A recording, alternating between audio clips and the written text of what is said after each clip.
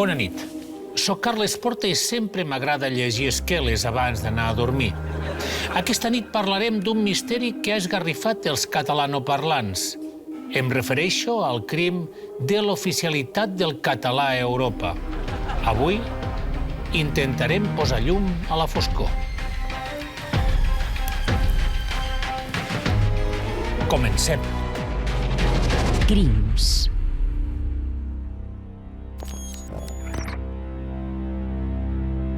Novembre de 2023.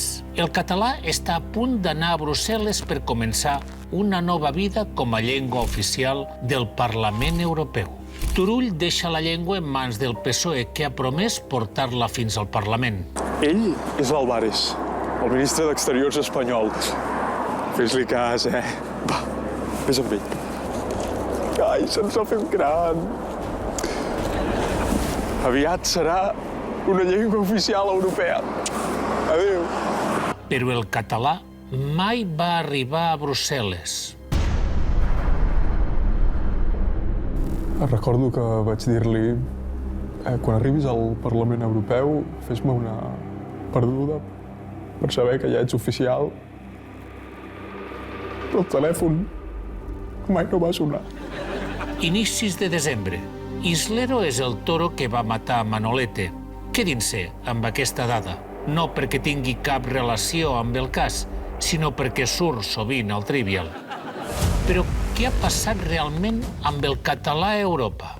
Els socialistes que l'acompanyaven no es fan responsables de la desaparició.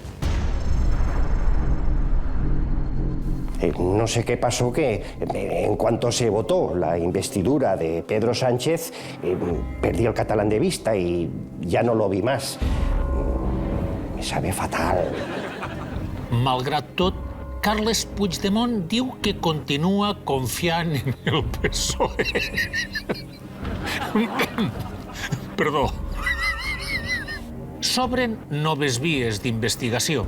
Alguns assenyalen els eurodiputats conservadors de Finlàndia i Suècia com a responsables de la desaparició. Europa es una y no 51. ¿Qué pone en el DNI de Puigdemont? Yo soy finlandés, finlandés, finlandés. Aquest sobtat rebuig nòrdic al català aixeca sospites. Pot ser que aquesta negativa estigui influïda per polítics conservadors espanyols. Una trucada ens posa sobre la pista. Mire usted, I'm a secret Spanish politico. José María Aznar? No, mysterious. Do not approve Catalan in Europe. Pero important, ¿quién es la Unión Europea para decirte a ti lo que tienes o no tienes que votar? Yo te diré lo que tienes que votar. De moment, Bèlgica s'ha compromès a seguir amb el cas, tot i que cada cop hi ha menys esperances de trobar el català amb oficialitat. Encara tinc l'esperança que un dia soni el telèfon i sigui el català a dir-me que ja és oficial a Europa. Hòstia! Sí! No m'interessa canviar de companyia, Des d'aquí enviem ànims als parlants del català, tot i que la meva llengua preferida és l'arameu, perquè és una llengua morta. Crims.